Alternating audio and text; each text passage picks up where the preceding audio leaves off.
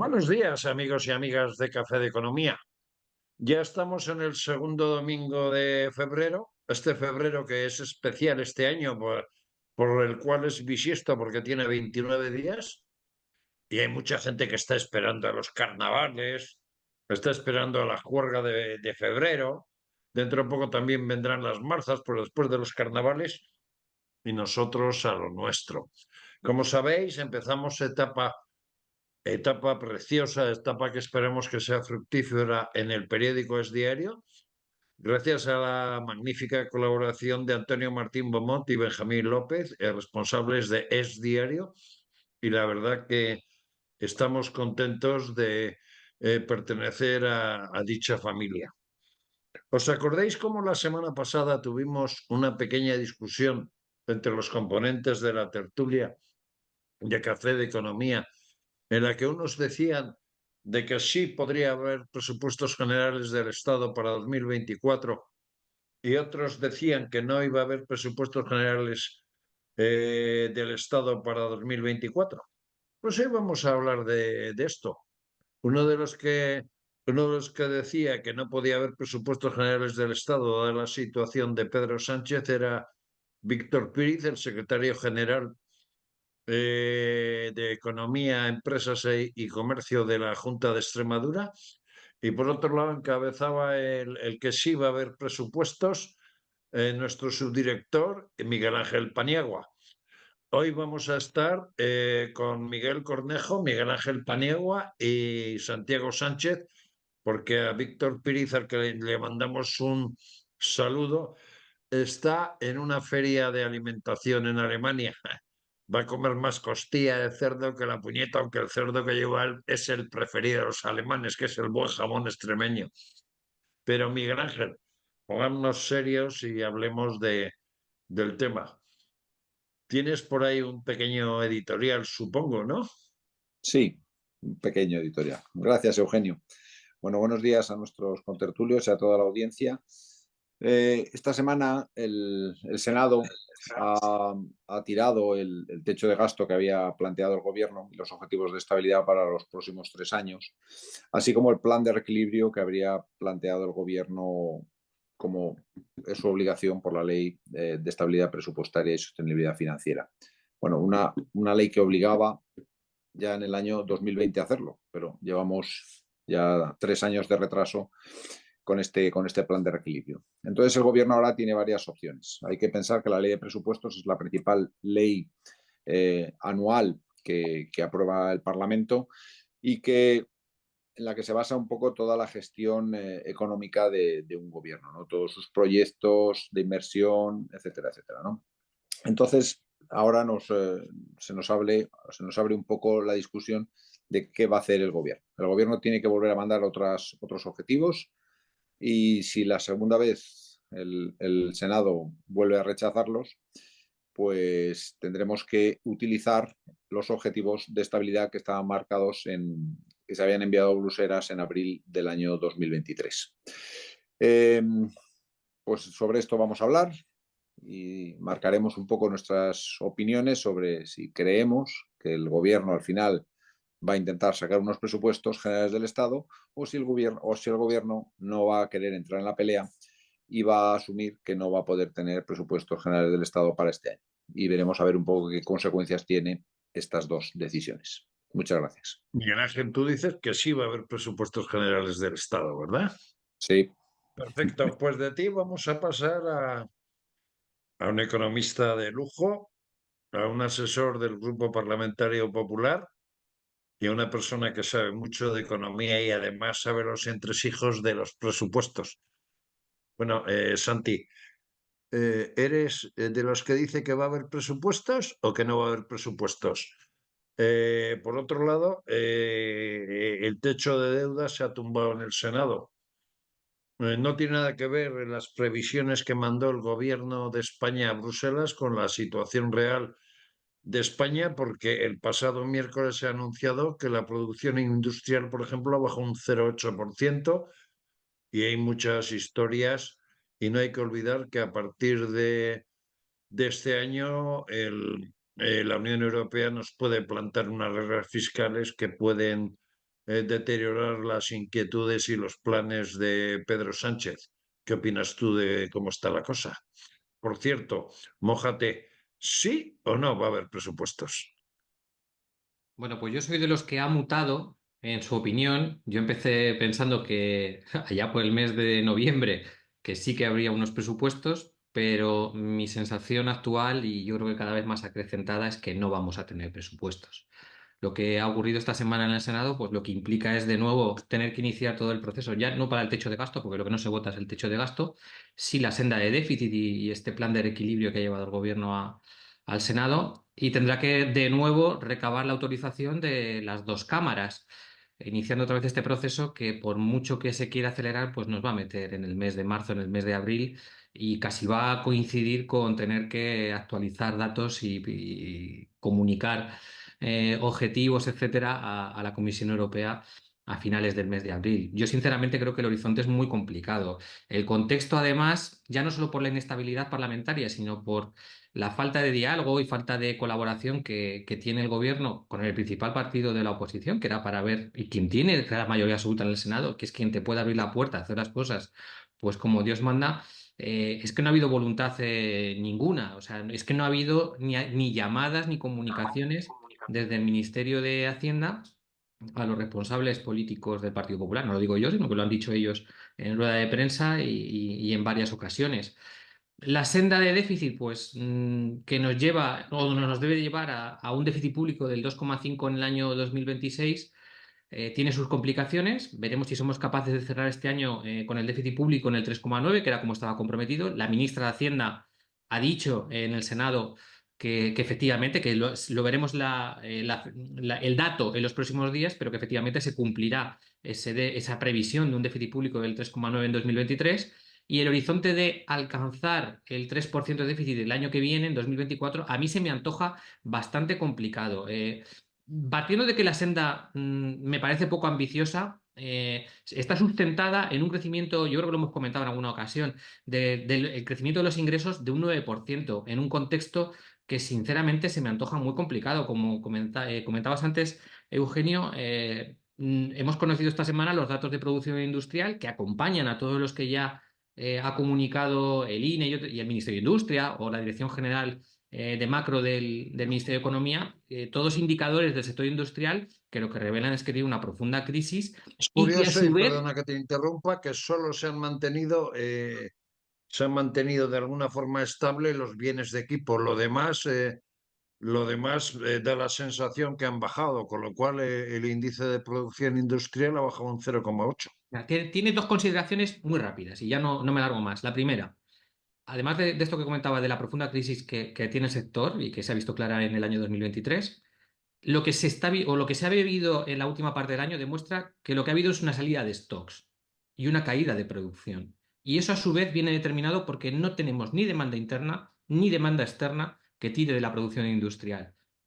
Solo basta echar un vistazo al contexto económico que hay en Alemania y Francia. No va a aportar, y lo peor es que esto nos anticipa cosas que vendrán en el primer trimestre, con este primer trimestre de 2024, que yo no creo que vaya a ser muy bollante. Y con ese contexto, insisto, de Santiago, desaceleración, y con esto voy a dar paso a Miguel para cerrar el adelante. primer turno, pero es curioso además que sea el sector energético de los que peor hayan dado en crecimiento de producción industrial. Miguel Cornejo, ¿tú qué dices? ¿Crees que va a haber presupuestos? ¿No va a haber presupuestos?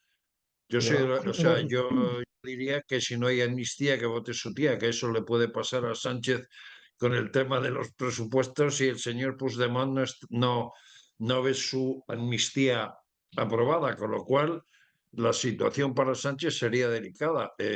Yo soy de los que creo que eso no va a dar lugar a disolución de las Cortes, aunque vete a saber, pero pienso que quizás Sánchez podría prorrogarlos. ¿Tú qué opinión tienes y por qué? a ver, es que hay tantos escenarios que sería divertidísimo intentar Por el que jugar tú cuáles crees, tienen. Yo me acuerdo de cuando la ministra Montero dijo que los presupuestos estarían en abril, y es por algo. Quiere decir que después de dos sustos y después de haber negociado a cara de perro con sus socios y con el PP y ver que los socios no le pueden empujar sin forzar elecciones y que el PP realmente al final tiene que aprobar, las cosas, porque lo único que puede bloquear es el Senado, llegará el punto en que creo que tendrán la posibilidad de hacerlos, pero para que los puedan hacer tienen que ser medios sensatos. Y es lo complicado, que unos presupuestos que están pensados con sumar, en resumen, puedan cumplir criterios de sensatez. Porque es que estamos hablando de que la previsión de crecimiento de ingresos públicos está por debajo del 6%, mientras que la previsión de gasto público está muy por encima de ello. Estamos hablando de que ya no va a haber tanto crecimiento de los ingresos como en años anteriores, porque ya llevamos años de subida de impuestos. Entonces, aunque algunas exenciones especiales, comida y alrededores, cesa y ahora van a subir los impuestos recogidos por ella, el crecimiento económico no está ahí.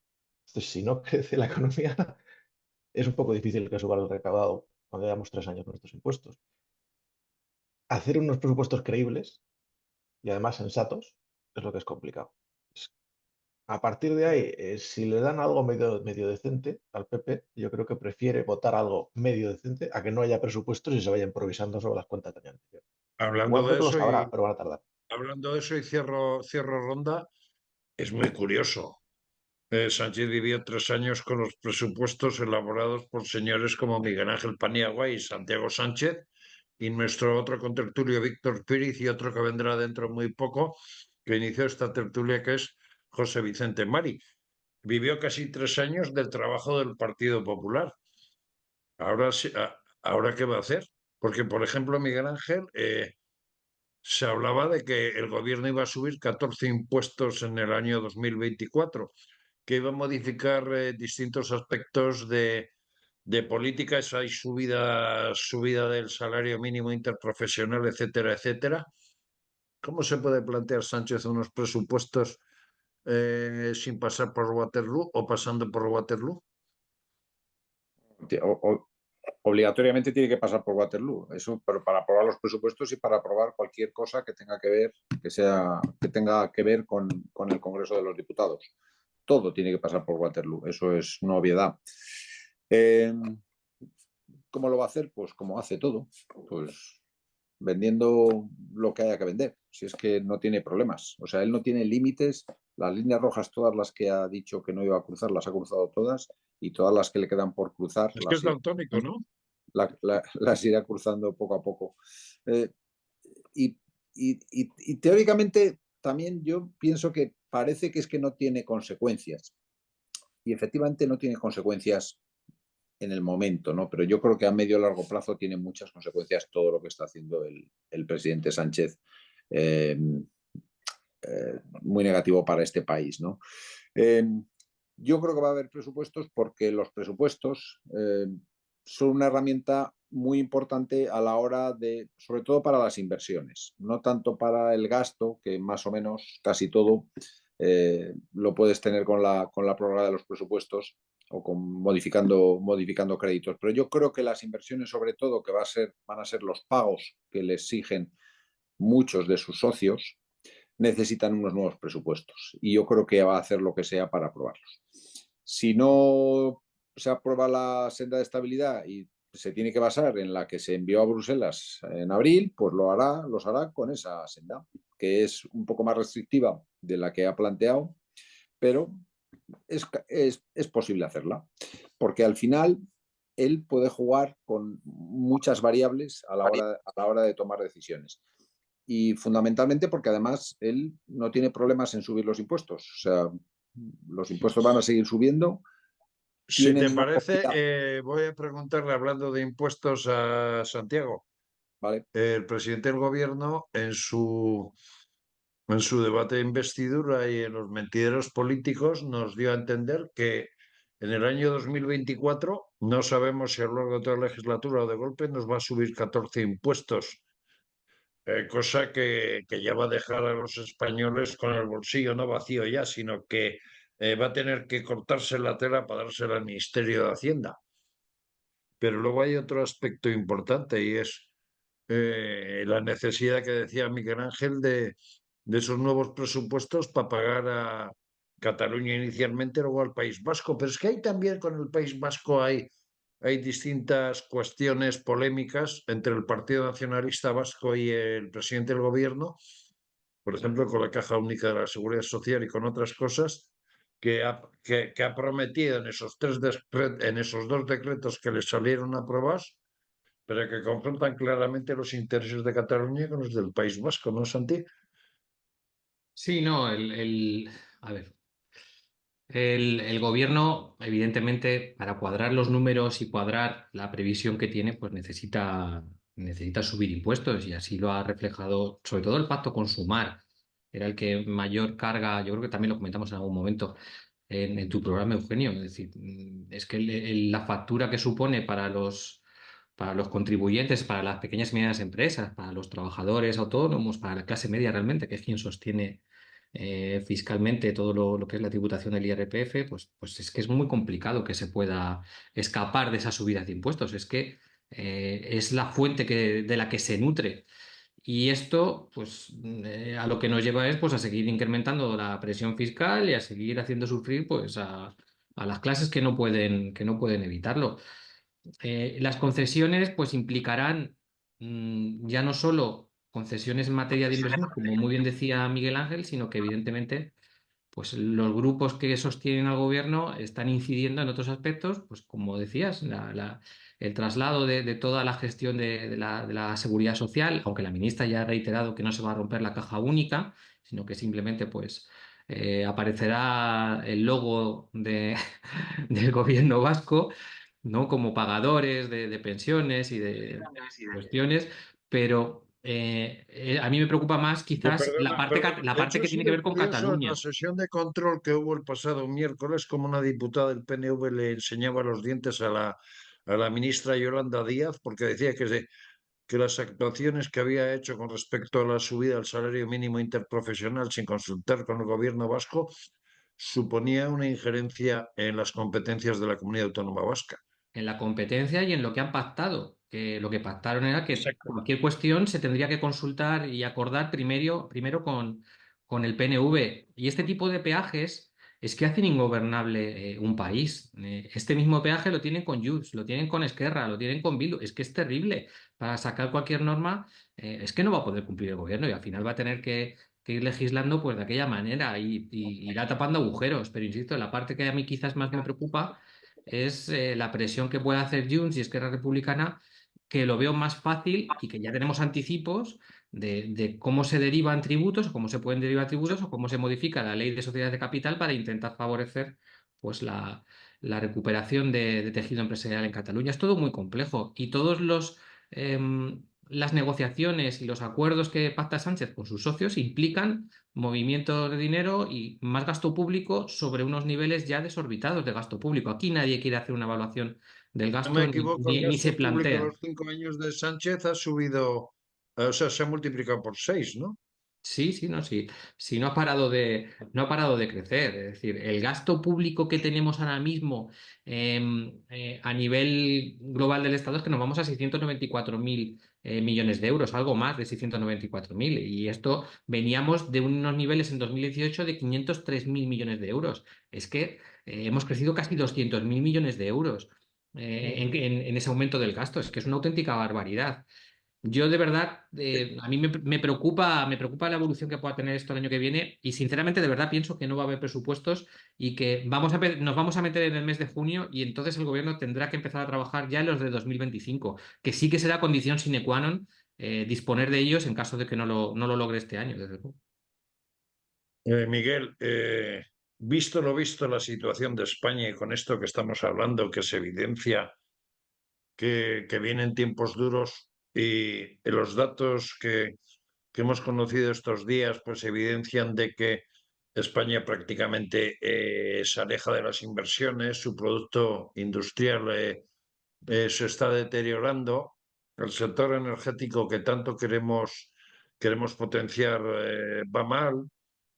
Son necesarias inversiones en el sector hídrico por el tema de la sequía y otras consecuencias.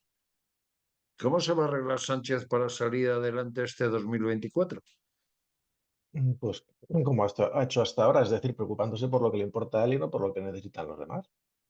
Y lo que necesita Sánchez es sencillamente seguir recibiendo los votos para seguir gobernando por decreto y convalidar uno de cada tres. No necesita más. Entonces, si hace eso, le van a seguir dando su apoyo los grupos. No tiene por qué conseguir que todas las leyes que propone salgan, no le hace falta. Él sigue en la Moncloa. O sea, no Vemos que hay tiene por qué ser contradicciones eficiente. entre Cataluña y País Vasco en cuanto a intereses. Veremos a ver ¿No? qué sucede, por ejemplo, con esa famosa reunión de Fitur en la que había comunidades que se sentían infrafinanciadas. ¿Cómo va a Claro, pero resolver entre eso? Va a comunidades, pasar de todo menos lo del señor Puigdemont. va a pasar. A ver, Puigdemont no es el único que le tiene cogido. El PNV también le tiene cogido. Bildu también le tiene cogido. Todos y cada uno de sus socios lo tienen cogido. Pero precisamente porque todos lo tienen cogido, es muy difícil que le tiren. No sé si me explico. Para que le puedan tirar hace falta una moción de censura. Si no, lo único que tiene es un gobierno en minoría. Dices, ¿y qué han ganado con ello sus socios? Nada. No han ganado nada. Romper el compromiso que pudiera tener Sánchez de hacer lo que ellos quieren. Están en la misma situación de subasta si son parte de su coalición que si no lo son. Entonces, no ganan nada con tirarle. La única forma de tirarles es que realmente le decidan que no le quieren. Para que decidan que no le quieren, se tiene que poner muy kamikaze Puigdemont. El resto es un poco difícil que lo hagan. El PNV puede dar un ataque de responsabilidad, pero ha tenido ocasiones y no lo ha hecho. Yo creo que dependerá que el PNV tenga responsabilidad o no, a ver qué pasa en las elecciones vascas, Ujú. que si todo se transcurre con lo que se prevé, es posible que sean hacia la tercera o cuarta semana de abril. Y ahí dependerá si el PSOE le da el gobierno al PNV o pacta con Bildu. Entonces que se prepare Sánchez porque vas a ver lo que es ser hijo de Sabino Arana. Sí, lo que decíamos. Miguel Ángel, hablando de presupuestos, tú dices que los va a ver. Vamos a ver, desde el punto de vista de que pueda haber presupuestos, ¿cuáles serían las primeras ejecuciones que tiene que hacer Sánchez para evitar todos estos problemas que se están generando de deuda, para ejecutar bien los fondos y, por ejemplo, para evitar todo eso que ha dicho su ex vicepresidenta primera una vez que ha sido nombrada presidenta del Banco Europeo de Inversiones, con respecto a la situación de España? Bueno, concretamente esas tres cosas que me preguntas no tienen que ver con los presupuestos, porque la seguridad jurídica y la seguridad económica no va de ejecutar o no los presupuestos. Eh, el tema de deuda quizás sí, pero también es verdad que el tema de deuda se plantea al inicio del año, en el momento que se aprueban los presupuestos, y ya es inamovible. No hay más que gestionar bien el tesoro, que realmente se está gestionando bien, ¿eh? Eso hay que reconocerlo. Pero no tiene nada que ver. Yo, fíjate, hablaba Miguel de que Sánchez depende de todos ellos, ¿no?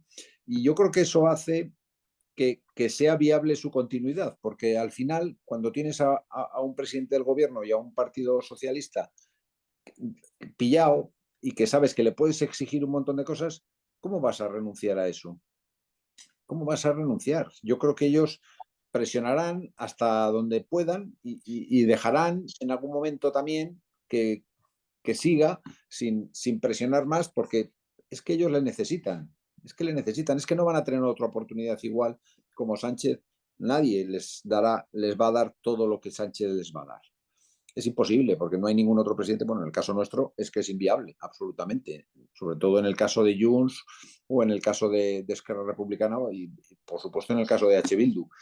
Con el PNV, pues, bueno, podrían tener alguna oportunidad, ¿no? Con el Partido Popular, pero con el resto no tienen nada que hacer. Entonces, van a estirar todo lo que puedan esto. Y si para eso necesita los presupuestos Sánchez, le tendrán que dar los presupuestos.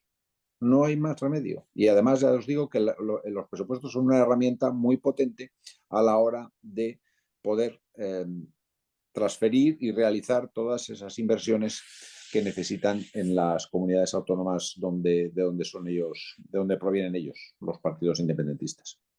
Vamos a ver, Santiago, si hay una persona que demostró que tiene capacidad de gestión a lo largo de una legislatura, esa persona, en cuanto a gestión de presupuestos, elaboración de 3 presupuestos en 4 años, teniendo en cuenta cómo estaba Andalucía, esa persona era Juan Bravo. Juan Bravo es el responsable económico del Partido Popular en el Congreso. Tú sueles estar mucho con él, igual que Miguel Ángel. No te voy a pedir que nos reveles la estrategia ni que nos reveles cuáles van a ser las tácticas y demás que va a utilizar Juan Bravo. pero seguro que van a ser brillantes. Pero pongámonos en el caso de los presupuestos generales del Estado para 2024 según las necesidades que pueda tener España. Visto desde la óptica del Partido Popular, ¿qué se debería de hacer? Y no me riñas, pero aunque sea unas pinceladas. Bueno, yo creo que Juan lo ha ido anticipando en algunas ocasiones. Es decir, lo que habría que hacer es pues, devolver parte de los ingresos que se deben a la inflación y que han elevado la recaudación de una manera pues, tremenda en estos años, y, insisto, derivadas principalmente del incremento de la inflación. Y estoy hablando de los ingresos del IRPF y lo que tiene que ver con el IVA principalmente, pues devolverlos a los ciudadanos, deflactando el IRPF y permitiendo aliviar un poco la situación persistente inflacionaria que tenemos, que posiblemente podamos ver repuntar en algún mes más los datos de inflación, a pesar de los cambios metodológicos que ha hecho el INE en el mes de enero, que esto algún día tendremos que comentarlo. Sí, sí. Curiosos cambios metodológicos y las partidas que ganan peso y que disminuyen, pero bueno. Eso por un lado, y por otro lado, yo creo que también en aras de lograr ese equilibrio, esa sostenibilidad de los servicios públicos en calidad y en suficiencia en las comunidades autónomas, yo creo que es necesario algo que hemos comentado nosotros en alguna ocasión y que Juan también lo ha hecho público, es decir, un fondo de manera provisional que pueda aportar esa financiación extra a las comunidades que están infrafinanciadas y garantizar esa calidad de los servicios. Y esos, desde luego, son los elementos principales que Y en tienen que ir a su vez situaciones acompañados. extraordinarias, como puede ser, por ejemplo, el problema de la sequía en Barcelona, la sequía en Andalucía, hasta el punto de que se están pensando y ya ha advertido el presidente Juan Manuel Moreno de que puede pedir barcos de agua y tal, para ese tipo de inversiones Vamos, habría capacidad, digo, desde el punto de vista de cosas de emergencia. vamos a ver. Además de esto que he dicho, importante la reducción del gasto público, ¿vale? Ahí. O sea, además de esa parte, reducción del gasto público superfluo y credibilidad de las cuentas financieras del Estado. Con lo que tiene que ver con el problema hídrico que tiene el país. Vamos a ver, el agua es un recurso nacional, o mi óptica lo considera un recurso nacional, además esencial. Donde hay agua y donde hay recursos, hay generación de riqueza y esto es así.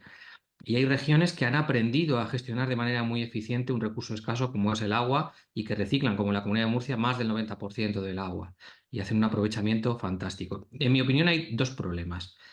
Uno, una falta de conectividad entre las cuencas, y eso resolvía gran parte del Plan Hidrológico Nacional que elaboró Aznar y Elvira Rodríguez cuando era ministra de Medio Ambiente y que contaba con financiación de fondos europeos y que podía haber desarrollado unas inversiones que son absolutamente necesarias para un país como el nuestro. Y dos, hay mucha pérdida de agua en todo lo que tiene que ver con las conducciones urbanas, etcétera. Si se pierde aproximadamente casi un 35%.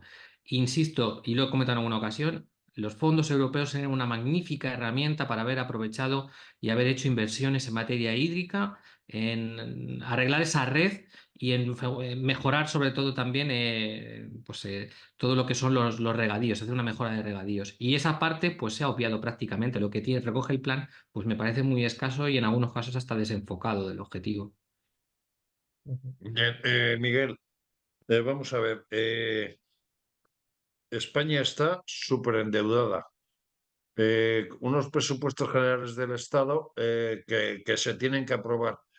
Pero pongámonos en el caso que Bruselas nos dice, señores, ustedes de manera flexible o no de manera flexible tienen que reducir gasto, tienen que reducir deuda, tienen que apretarse el cinturón desde todos los aspectos. ¿Cómo, cómo solucionamos y qué y cómo reducimos gasto y cómo reducimos deuda, Miguel? El problema no creo que llegue cuando lo diga Europa, sino cuando los mercados lo digan. Cuando el nivel de solvencia de España quede claro que no está al mismo nivel que otros países europeos, empezamos a volver a tener prima de riesgo, que a algunos les sonará de la época de Zapatero y de Rajoy. Dices, la prima de riesgo, cuida con ella, porque significa que la deuda española se tiene que pagar más cara que otros países, significa que la gente no quiere invertir en nuestra economía, significa que los costes de cualquier cosa que se hace en España son enormes y que el dinero que dedicamos a pagar la deuda sube. Quiere decir que hay menos dinero para todo lo demás. Entonces, ¿qué es lo que hay que hacer esencialmente? Equilibrar esas cuentas. ¿Cómo se equilibran? con reducción del gasto. Iba a decir racionalización, pero es un eufemismo. Tenemos un problema de que hay gasto no solamente social, sino gasto administrativo, gasto, no sé cómo llamarlo, gasto de adorno autonómico, como cuando en Navarra deciden que necesitan una policía foral de tráfico, que resulta que hay que pagar, es cuando ya tienes a la Guardia Civil con costes Llámale muy gasto inferiores en político y algunos asunto casos. concluido. Hay una inflación de gasto, porque tengo gasto inútil, gasto descontrolado, que ese es el problema, la eficiencia del gasto. Entonces, necesito hacer esto, magnífico, lo decide usted, que para eso lo pagamos y le elegimos. Pero hágalo bien, hágalo eficientemente. Eso es lo que no se mide, eso es lo que la AIREF nos recuerda cada 5 días, es que no se está midiendo la eficiencia del gasto y estamos tirando dinero, pero muchísimo dinero. Cuando empiezas a ver lo que nos cuesta hacer las cosas, lo que cuesta que se ejecute una inversión en España, es que no es normal. Lo que estaba diciendo Santi ahora, simplemente algo Va tan a básico costar del como el orden dinero de europeo. 50 millones de euros asesores externos al gobierno para poder ejecutar fondos europeos. Y ahí está el resultado. Pero es que si no fuera por esos asesores, este gobierno que tenemos está hecho de gente que no son profesionales, que no sabe lo que hace. La diferencia entre un parlamentario o un ejecutivo, un miembro de ejecutivo cualificado es que sabe lo que hace y no tiene que recurrir a que un asesor le diga cómo. Y el problema es que si encima haces como parte de este gobierno y coges asesores que todavía saben menos lo que hacen porque son más políticos y menos técnicos, después tienes eso, un nivel de ineficacia que no es normal. El dinero que se está gastando en algunos ministerios no es normal para los resultados que tiene. Lo que decíamos antes, algo tan bestia que nos hemos hartado casi de hablar en este programa, como es la eficacia del uso de los fondos europeos. Lo que acaba de decir Santi, una de las partidas que Europa prescribía a la hora de darnos el fondo, los fondos europeos, las ayudas europeas, era la mejora de las canalizaciones de agua para evitar la enorme cantidad de desperdicio que hay, la enorme proporción de desperdicio que hay. Pues prácticamente no se ha hecho. Voy a poner un ejemplo. Creo que en Cataluña se pierden 270.000 litros de agua al año, concretamente en la cuenca de Barcelona, si no estoy equivocado. Y no es por falta ni de dinero ni de claridad. Pues algo falla. Miguel Ángel, le voy a decir a nuestros televidentes, aunque ya le conocen, que es uno de los cerebros ocultos del equipo económico del Partido Popular. ¿Cuántos presupuestos has hecho hasta ahora? ¿4, 5, 6? ¿Cuántos has hecho? Pues hoy, ahora que lo pienso, bueno, la verdad es que no me acuerdo exactamente, pero todos los que se han hecho desde el No año menos de media docena, supongo, con Víctor, con José Vicente, con Jaime 2016, Dolano, José Vicente Marí, Jaime Dolano, etcétera, etcétera, ¿no? Vamos a ver, te todos voy a los que se han poner, hecho desde te voy a hacer un poco la puñeta. ¿Tú qué crees que vamos a ponernos en el caso de que Sánchez no pueda aprobar los presupuestos y necesite del Partido Popular? ¿Cuáles serían, en tu opinión, las premisas que le tiene que poner el Partido Popular a Sánchez para decirle, en esto te podemos ayudar hasta este punto? Bueno, hay muchas cosas en las que le podríamos ayudar sin presupuestos. Eh, Centrémonos en bueno, presupuestos de otras cosas en otro momento y en otro de, programa. sin presupuestos no los necesita. Miguel Ángel, no se te oye bien. Que digo que sin presupuestos no los necesita. Los necesita si tiene Bueno, tú si quiere imagínate hacer. que dice a Feijóo, don Alberto, quiero hablar con usted porque necesito sacar los presupuestos porque, claro, si no lo Vale, voy a para llamar sacarlos. ultraderechista, como Vale. está llamando a tu hijo de vecino, y tenemos que sacar los presupuestos porque si no, la España progresista no tira para adelante. ¿Y qué le puede decir Rajoy? Esto, perdón, Feijóo, yo te ayudo en esto y esto y esto bajo estas condiciones desde el punto de vista económico. ¿Cuáles serían? Bueno, yo creo unas medidas ya las ha avanzado Santiago, que es fundamentalmente rebajar la carga fiscal para un grupo de españoles que están sufriendo mucho desde que empezó el proceso inflacionario. También rebajar el IVA, como ya lo hemos pedido, a carne, pescados y conservas, porque han dejado a estos tres productos que son básicos en la cesta de la compra de los españoles. Mantener las rebajas de impuestos de IVA energéticas una temporada más, porque pensamos que todavía hay muchas familias que están sufriendo y que debemos acompañarles y apoyarles. Si rebajamos estos impuestos, ya recaudamos menos y lógicamente tendríamos que exigirle alguna contrapartida en gasto y tendríamos que Por exigirle ejemplo, alguna reducción de gasto significativo. Pues hombre, empezaríamos por los asesores del gobierno, de este gobierno, que son una barbaridad. asesores, pinganillos y todo ese gasto superfluo que hay, ¿no? Efectivamente, ahí ya tenemos un buen pico para hacer, pero sí que analizaríamos con ellos qué otras partes de la administración es posible reducir más gasto. Miguel, ¿tú crees, vamos a ponernos en el hecho de que después de las elecciones gallegas, resulta que la ley de amnistía, por ejemplo, no sale? Pongámonos en el caso de que Pedro Sánchez tenga dudas y presentar los presupuestos generales del Estado en el Congreso para no darse otra leche y a otra bofetada en el Congreso y perder de las cuatro, o sea, serían ya cinco temas importantes que ha presentado el Congreso, sería el tercero en perder. Vamos a ver, ¿tú qué crees? ¿Que irá a unos presupuestos, o sea, que irá a una prórroga o directamente nos dice, Tranquilamente. señores, a las urnas que los tiempos del progresismo se tienen que reforzar y yo necesito más fuerza de la que tengo con los votos de los españoles? Diría que el primer factor que va a influir son sus expectativas de votos. Es decir, si tuviera alguna posibilidad de ganar o de quedar en una situación reforzada, iría a elecciones, pero no la tiene a corto plazo, no parece que la vaya a tener. Y luego lo que decíamos, a él estar gobernando con un presupuesto prorrogado, lo único que le hace más difícil es cumplir sus compromisos de inversión con sus socios. Y eso es precisamente la amenaza que tiene para que sus socios firmen lo que él diga. Si no hay presupuesto, no voy a poder hacer lo que queréis. Luego, dadme un presupuesto aprobado.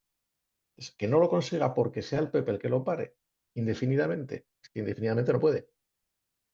Entonces, es más fácil que vaya a prórroga tranquilamente hasta que consiga otra cosa. Hasta que quede claro que en el juego del gallina, digámoslo así, él no tiene nada que perder, porque lo único que quiere es seguir en la Moncloa, no quiere hacer nada, no quiere invertir nada, no quiere mejorar nada. Quiere demostrar que se opone a los que ha marcado como los malos.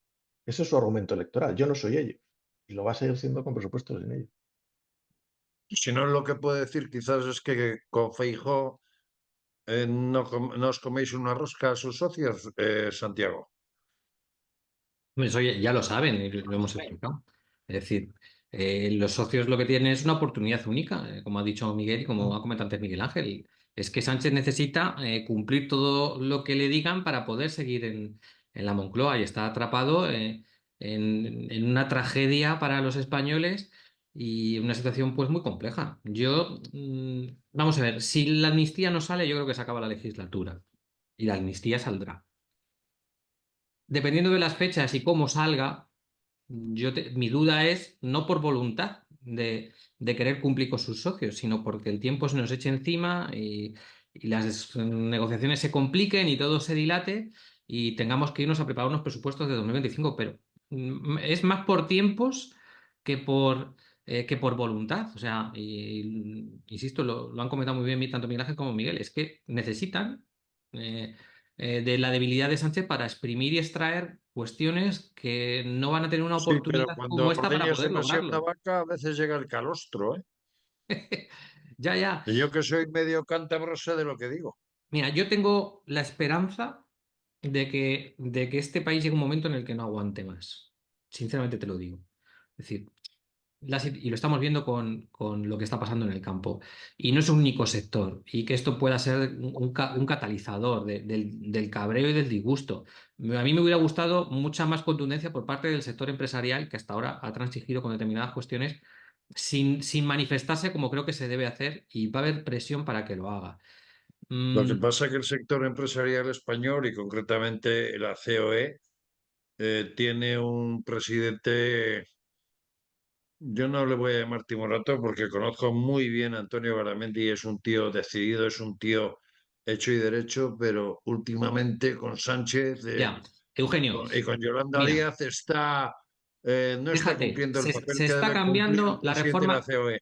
la reforma laboral se está cambiando por la puerta de atrás y eso lo saben los Eso empresarios, digo. con cambios La sustanciales. Hay un subida, problema.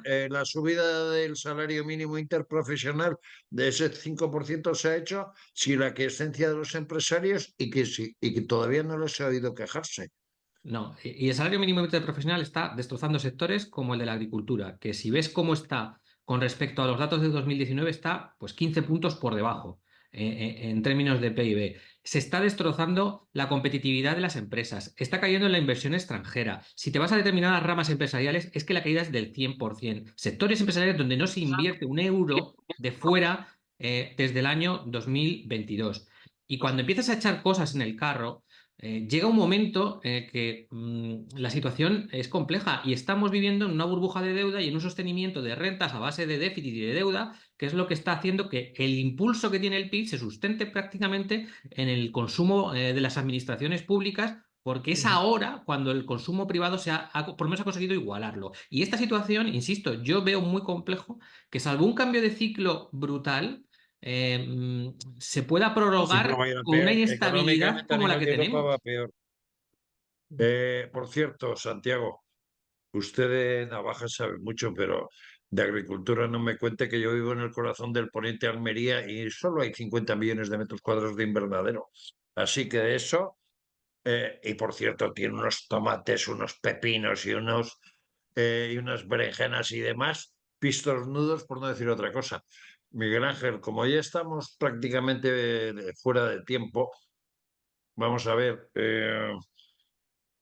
Hemos dicho algunos que va a haber presupuestos, otros que no va a haber presupuestos, pero tenemos detrás y enfrente unos señores que son Juan Español y Pepa Española. Están preocupados, están pasándolo mal económicamente en sus empresas, en sus trabajos, los agricultores, los camioneros, los autónomos. ¿Qué les podemos decir? Para por lo menos que tengan un domingo agradable, que no digan estos puñeteros de café de economía, solo nos dan disgustos. Con respecto a los presupuestos, situación económica y lo que nos espera de aquí a junio.